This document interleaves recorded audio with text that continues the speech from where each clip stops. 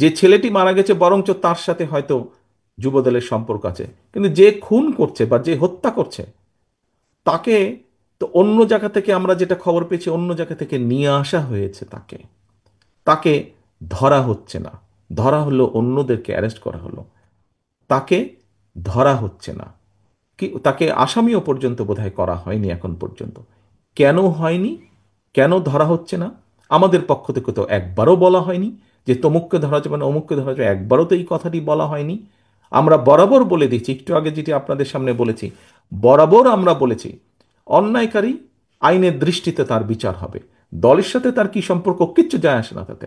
তাকে দল কোনো রকম প্রশ্রয় দিবে না। কেউ যদি কোনো অন্যায় করে থাকে, তাহলে প্রশাসন ধরছে না কেন তাকে? আমাদের এখানে রিজভী আহমেদ সাহেব পরিষ্কার বলেছেন, দলীয় অবস্থান থেকে আমাদের যা যা করা প্রয়োজন, আমরা প্রত্যেকটি যেটি যেটি জেনেছি, তদন্তের পরে যাদের যাদের সম্পর্কে প্রমাণিত হয়েছে অভিযোগ, আমরা আমাদের দলীয় অবস্থান থেকে তাদের বিরুদ্ধে ব্যবস্থা গ্রহণ করেছি।